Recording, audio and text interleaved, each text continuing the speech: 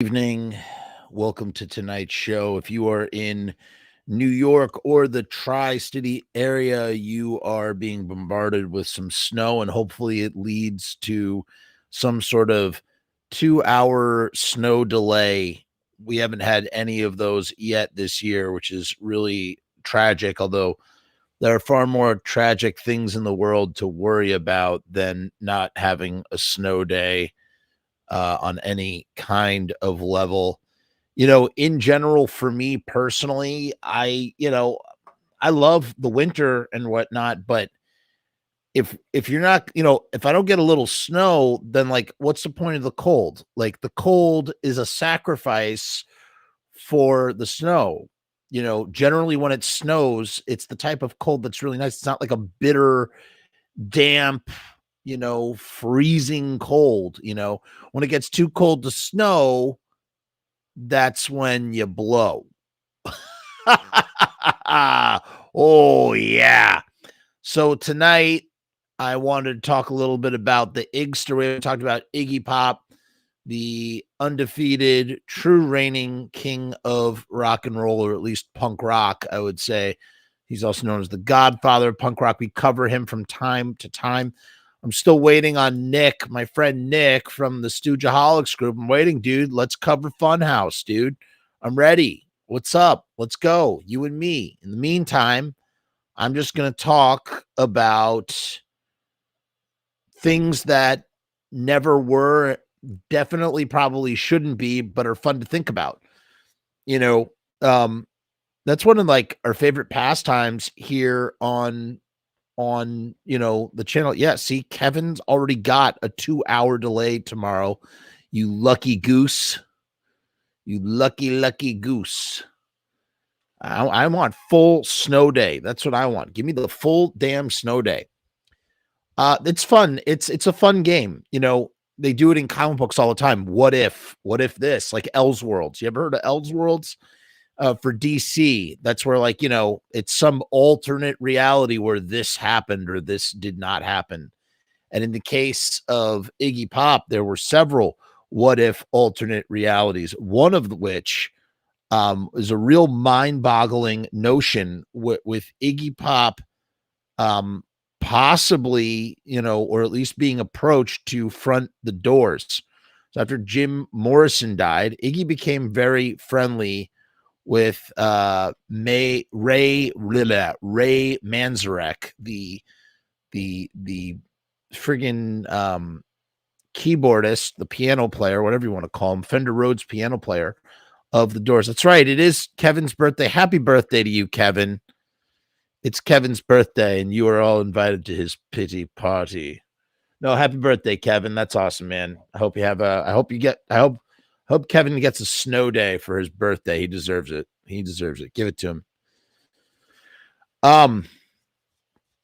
What was I saying? So Ray Manzarek started to really become chummy with Iggy Pop. They were trying to figure out a band together. See, I don't know when this happens. You're thinking, Jeff, I thought we were talking about acdc. Yes, I'm getting to that in a minute. I'm just trying to show that Iggy Pop has been approached numerous times to front very famous, revered bands. In this case, he was also asked to front the Doors, to which he declined. He very famously said, I wanted to take no part in something so morbid. So Iggy, who was incredibly inspired by Jim Morrison, has, gushed about it in interviews in the past about how, he saw Jim Morrison without his shirt on, going crazy and getting a rise out of the audience. Those are all pieces of Iggy Pop's DNA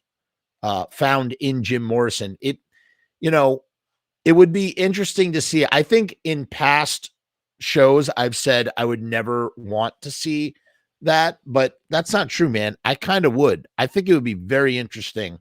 Would it work? Would it be a functioning band? Does it have a right to exist? Absolutely not.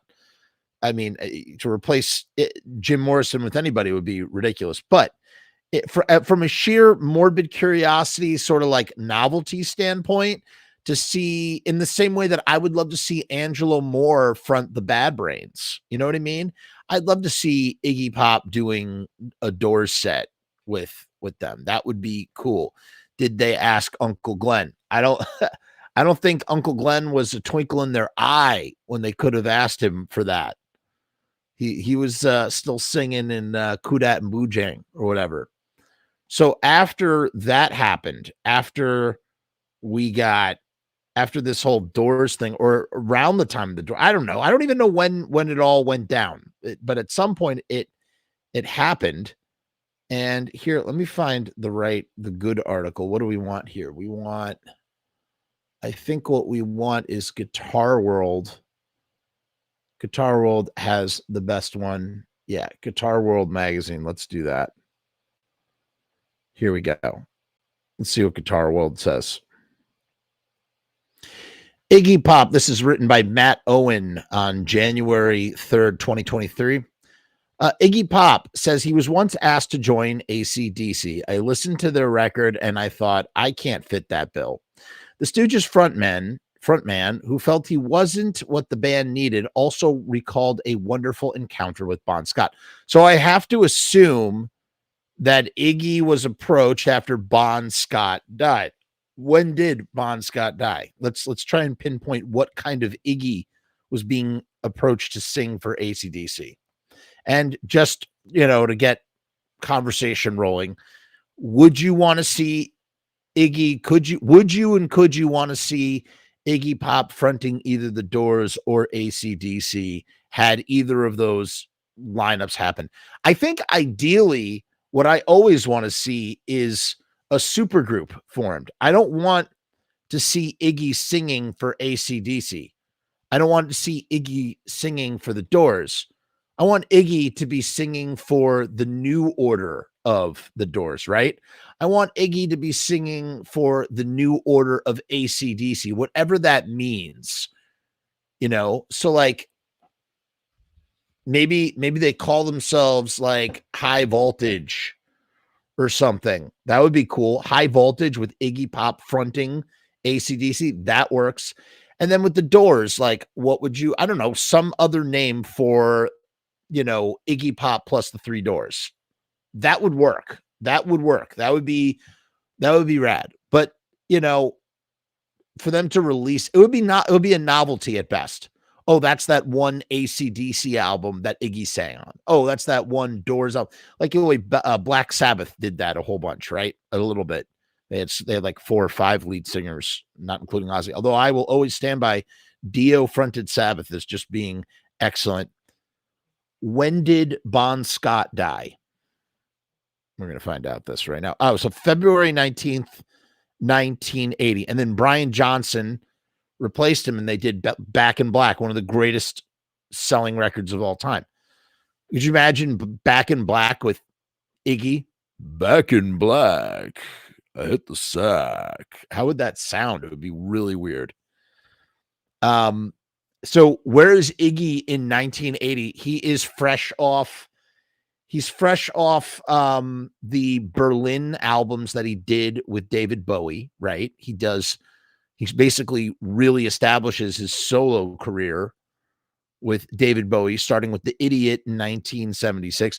Although, David Bowie had been in his life much earlier when they signed on with Main Man, which was his management company, and brought the Ashtons back, and they did Raw Power, which David Bowie, I don't know if he was he the producer on Raw Power? I got to check this out.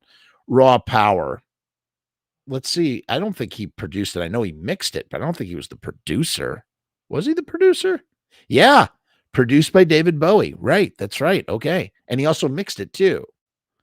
So he did, so he came off of that. And then, what happened was Iggy, the Stooges dissolved. Iggy went crazy. He linked up again with James Williamson. They did Kill City. And then Iggy was bumming around New York and doing shows at Max's Kansas City and slashing himself with drumsticks. And then he put out the 2 albums with David. He relinked up with David Bowie. David Bowie gave him co-songwriting credit, Lust for Life and The Idiot, super well-received albums. Then he did right, Minister. He did New Values in 79, which was the last time that he would work with James Williamson until and that has like I'm Bored and 5'1" on it, and just a bunch of songs, not very memorable songs. That's the last time he would work with James Williamson until the Stooges reunion. I have not heard Iggy on the Danny Elfman remix, but I will totally check that out. That sounds rad. Can you actually message me with that? Send me a DM with that, Kevin, please. I would really like to hear it. Right, New Values in 79. So he's fresh off of New Values. Let's keep reading. Just so we understand.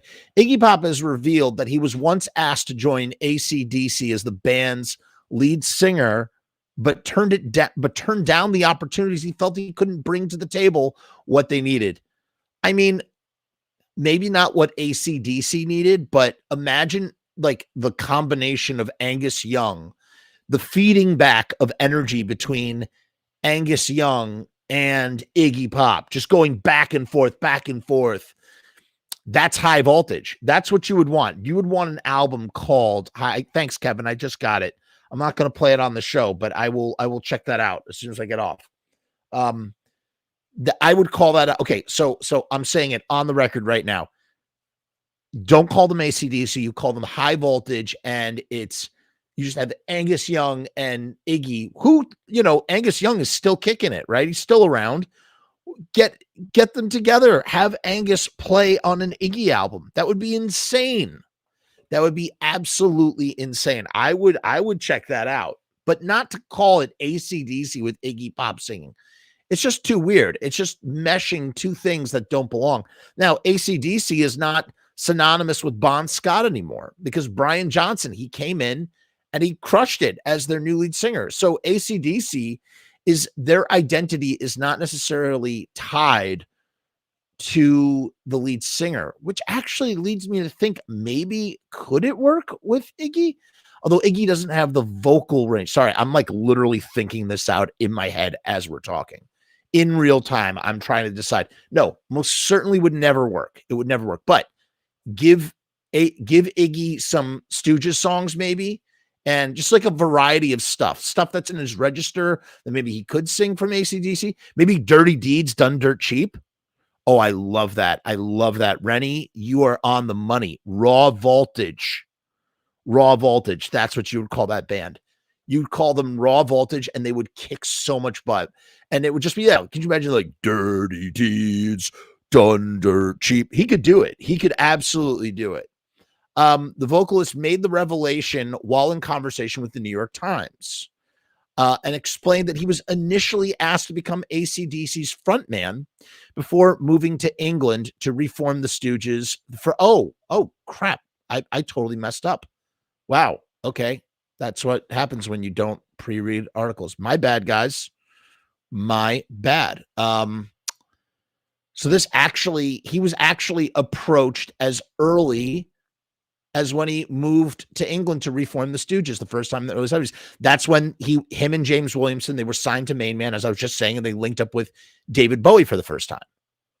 That is so bizarre. Okay, that Iggy, that would never work. That would never work. What's going on, Angus? How are you? Yes, Minister, Love Soldier. That is right. Soldier and Party came next. And along with that, he did a song called Pain and Suffering on the soundtrack for Rock and Roll, which I think didn't come out until Run Like a Villain, which was the album he did with Chris Stein from Blondie. I'm obsessed with Iggy's solo discography for whatever strange reason. Okay, so I was totally wrong, you guys. It wasn't in 1980 when Bon Scott passed away. I guess they had a lead singer before Bon Scott, right? Maybe I should just read the article and stop trying to like guess what happened. Let me just finish reading. AC/DC had a manager many years ago when I hadn't reformed the Stooges. I hadn't moved to England, Pop recalled. And this guy said, "Are you interested in joining AC/DC?" They were looking for a singer. Interesting. So he hadn't moved yet, but he was going to. Despite the interest, Pop ultimately turned down the offer after consulting the band's early repertoire. I listened to their record. He continued. I thought, I can't fit the bill. I wasn't like, ugh, I don't like them. It was quite well made. They do careful work, but I'm not what they needed. It's pretty rad. Pretty rad of him to like recognize that. In the interview, Pop doesn't make it clear exactly when he was approached by acdc's management, though he does reference that he was contacted about the job before he moved to England and reformed the Stooges in 1972. That move would ultimately result in the band's 1973 comeback album, Raw Power. Given, however, that acdc didn't release their first album, High Voltage, until February of 1975. I did not see. I don't know anything about acdc. I really don't. Total blank spot for me. Apart from, I know very, very little. But acdc had been around since like 1969. Hold on. Now I got to check this out. This is bothering me. They didn't form in 75. When did acdc form? 1973. So he was being approached right at the very beginning of the band, before Bon Scott. How about that? That blows my mind. Why did I think that? I thought acdc got their start even earlier. Because you generally, I imagine that acdc would predate friggin' Iggy Pop. Isn't it crazy to think that if you include the Iguanas, which was Iggy's like first band, Iggy Pop is in his 7th decade of playing live music and recording albums. 7 decades. In his 7th decade. 6 decades of doing this. In I guess in 2 years, in 25, it will make for 6 decades. Sorry, he's about to enter his 7th decade. Let me correct myself. Given, however, that acdc didn't release their first album, High Voltage, until February of 1975, the timeline presented by Pop in the interview he references hearing the album by the band seems improbable. So, okay. So the article is saying maybe Iggy Pop has his timeline all confused, in which case, let's go back to the idea maybe Iggy is misremembering, and it, in fact, was post-Bowie. It was post-Bowie, and it was around the time of New Values and Soldier and Party and whatnot, which would make a lot of sense. I guess, maybe. And by that time, with an established acdc, yeah, you couldn't have Iggy singing for that. But maybe if they really did approach him in 73, right when the band was forming, that's a different story. Then the band would have become different. Iggy is 75. Wait, Iggy is 75, but hold on. He's been making music since 65. He's been making music. He was born in 47. Okay, hold on a second. Iggy was born in 47, right? He played with his first band, the Iguanas, till about 65, maybe 66, right? So he's about 18, 19 years old when he started, okay? And then that would put him, and then in the 60s, mid 60s, every band that formed in the 60s is having its 60th anniversary. Like all the Beatles albums are turning 60. So Ig, absolutely. Okay, so maybe he's not in his 7th decade yet. I was a little early, but he's absolutely been making music for 60 years, 150%. I can't imagine Iggy singing Big Balls. It would be weird. Oh, you can imagine. I don't know. I could imagine him singing Dirty Deeds Done Dirt Cheap. What else did he do? Highway to Hell. I guess maybe I could see Iggy singing a Highway to Hell. But would they have even written material like that? In a weird kind of way, aren't acdc songs somewhat like parallel to certain early Stooges songs? Like maybe on, I don't know, some level. Because I'm thinking right now, like you could almost see like someone stoogifying. That's what I really mean to say. In the same way that we had someone, our friend I Misanthrope, he turned Earth AD songs into Sam Hain songs and Sam Hain songs into Earth AD songs. I would almost want to see someone do Stooges material like acdc, or see acdc material done like the Stooges. How would that sound? That would be rad. That would be rad. I cannot see him singing Kicked in the Teeth again, says Angus. Kevin says, yeah, acdc could play I Want to Be Your Dog. They totally could with Brian Johnson. I'm so messed up. I want you here. I'm sorry. That's just so ridiculous to me. Like, in the best way ever. Could you imagine? I'm so messed up. Like, you shook me on. He's going, I'm so messed up. I want you here. Yes. Yes. Oh my God. That would totally work. That would totally work. But he couldn't sing No Fun. No Fun wouldn't work. Shake Appeal. Shake Appeal. Why does my Brian Johnson not sound like Brian Johnson, or not? Doesn't exactly sound how Brian Johnson is supposed to sound. That's pretty funny and sticky. And you know what else is sticky? Riot stickers are sticky. Boo! Riot stickers are the official channel, the official sponsor of the Frumess channel. These stickers have shiny vinyl coverings. They protect you from all of the elements, including a UV protective layer that keeps out the harmful UV rays. We are currently doing a special deal with Riot stickers. You can get 1,000 stickers for $79. That's 7 cents a sticker. Link is in the description. You cannot beat that price. riotstickers.com/Frumess, Frumess. So what are you waiting for? Order your Riot stickers today. You will not regret it. I absolutely can guarantee that you will get very good satisfaction from Riot stickers. Look at this beautiful banner that they that Sharpie Riot printed up in the back. Let's play the quick little video.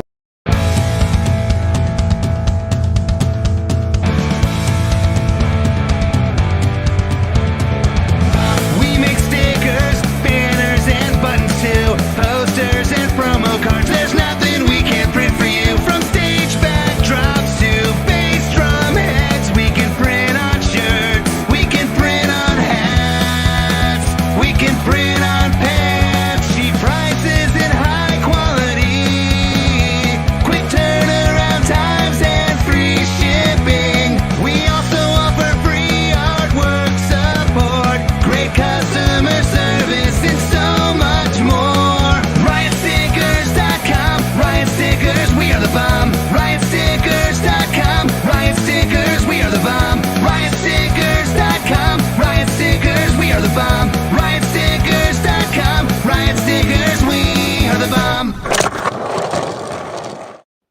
I want to be your dog. Yeah, you. Yes, I love it. I love it. In any case, though, later in the interview, Pop goes on to discuss his relationship with the man who would ultimately become acdc's first prominent vocalist. Because they had, so this I do know, there were 3 acdc vocalists. There's the first guy that nobody really talks about or knows. Then there was Bon Scott that everybody knows. And then there's Brian Johnson. He says, the man who would ultimately become acdc's first prominent vocalist, saying, I had some wonderful encounters with Bon somewhere, and we were both drunk and stoned. I see pictures sometimes, he added.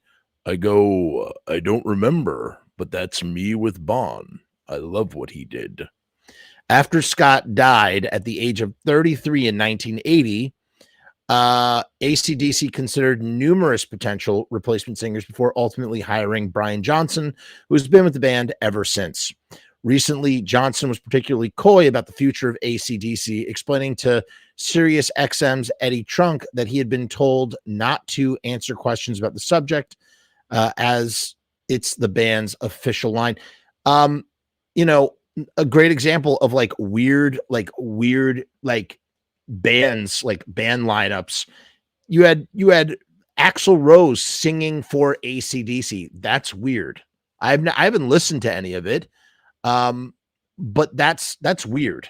what a weird notion. You know what I mean? Like, that doesn't really sound like acdc, even though, again, acdc is not really identified by the lead singer as much as it's like, I don't know, a collective band, or even, you think more of like Angus out in the front duck walking in his little schoolboy costume than you do about who is singing, whether it's Bon Scott or Brian Johnson or whoever. In the same interview, Johnson also refused to answer questions about the possible follow-up to AC/DC's 2020 record, Power Up, saying, "It's getting tabloidy here. You're getting tabloidy. If I say one thing, it'll be blown out of proportion. You just can't afford to talk now. There's too much blabber on the internet, and I'm not on any kind of face thing or social media at all. Never have been. It's just gossip." So, that's and Brian Johnson, he lost his hearing like permanently or something. Like, he has no hearing left, which is why they had Axl Rose in the first place. So the Doors formed, and another thing to note, the Doors formed in 65, the Stooges formed in 67, but Iggy had been playing earlier with the Iguanas and the Prime Movers. That was the blues band that he had joined for a little while. So ultimately, like, again, like, I'm down, I guess, for all these configurations that like might be considered abominations as well. But like, I think the key to making it all work is that you need to just change the name, straight up change the name, call it Raw Voltage, call it, what would you call the Doors one? I don't know. Let's take some comments real quick. We have Minister saying, when AC/DC came to England in 77, they got labeled as punk, which the band hated. I mean, again, when I like think about some of the songs that I do know, and I don't know a lot of AC/DC, I think in my head that a lot of it could be hashed out in a Stooges kind of way, or, some sort of punky-ish kind of way. It could work. Angus says AC/DC could become a metal doo-wop trio with Brian Johnson, Axl Rose, and Iggy Pop. But here's my question. What would the name be? What would the doo-wop name be? Something AC/DC based. Minister says, Axl Rose with AC/DC. I thought it should call it Axl C DC. Axl DC, maybe. Would that make more sense? Axl DC, I thought would suck, but was actually pretty good. Okay, I'll check out some stuff next time we do the YouTube show. That's going to be something we check out. We're going to do more of those Jeff TV shows. That'll be something that we will notate for a future Jeff TV show. I'm just curious to know, what would you call the Doors with Iggy Pop if you were to change the name? The Pores, the Iggy and the Doors. You could Iggy and the Doorknobs. I don't know. Couldn't call them the Doors though. However, the Doors did release 2 albums without Jim Morrison. They made 2 more albums after Jim Morrison died. Let's go to the Googles for that. The Doors discography. I'll tell you exactly the who, what, when, and where, and why. I believe Ray and Robbie both sang on those albums. Let's see. Taking it to the Wikipedia. 1 second. One moment. Yeah, 2 other albums were released. After LA Woman was the final album with Jim Morrison, and then you had Other Voices.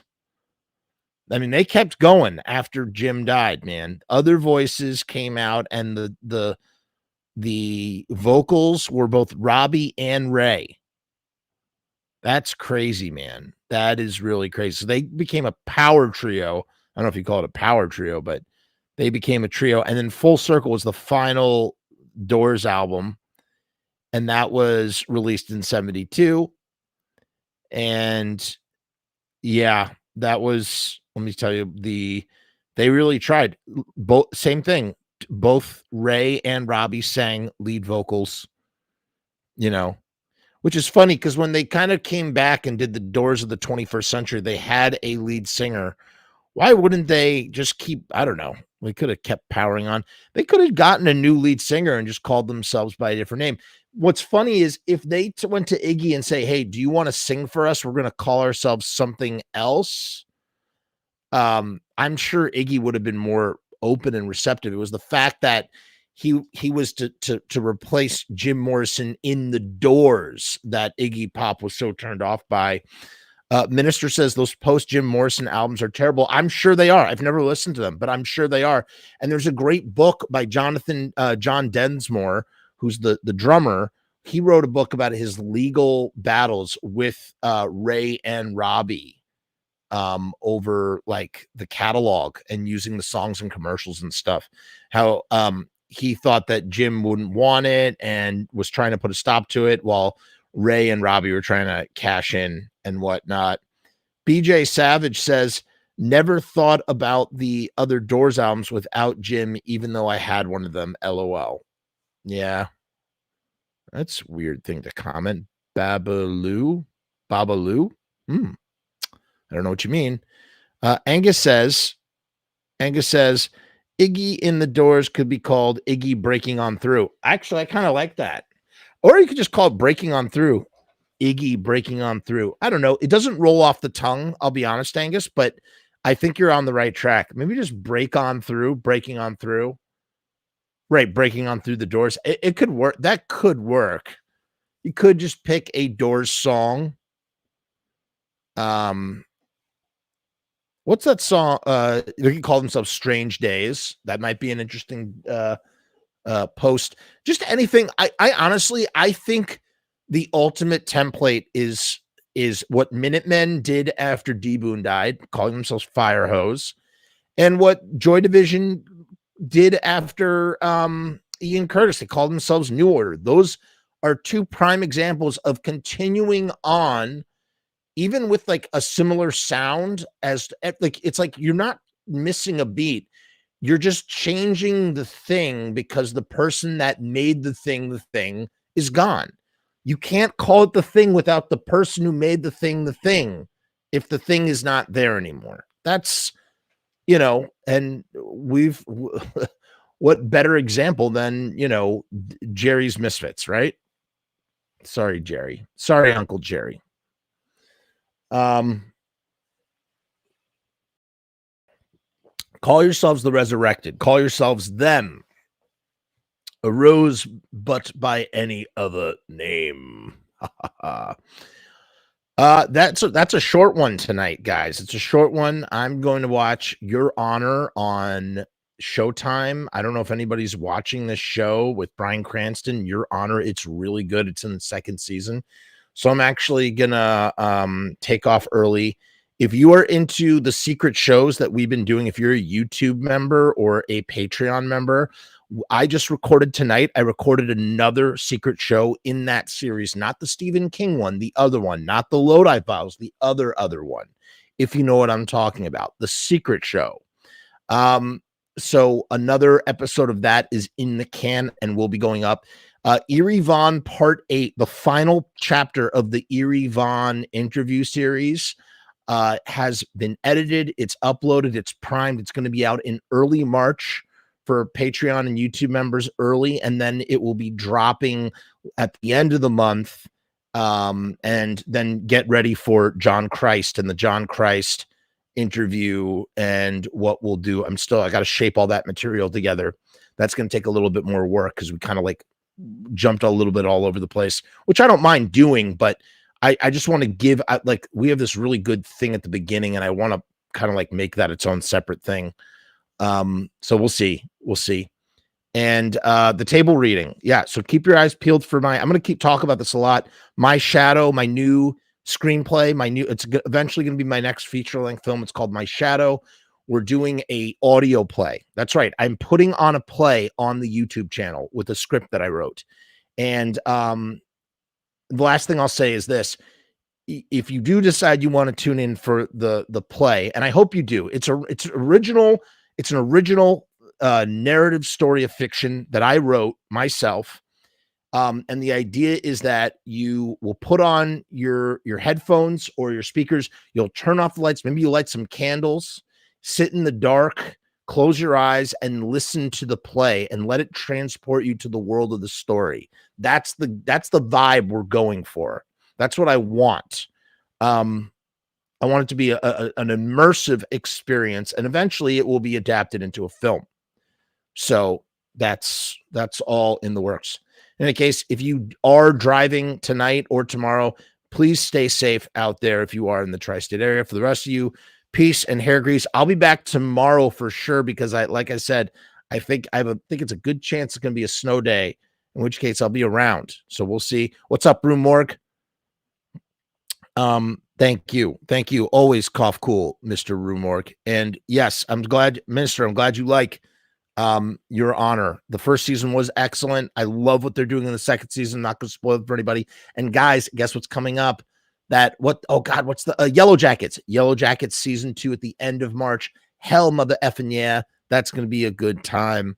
I just talked a lot about the Patreon. If you're not familiar with the Patreon, let me tell you all about it. Peace, hair grease. See you tomorrow.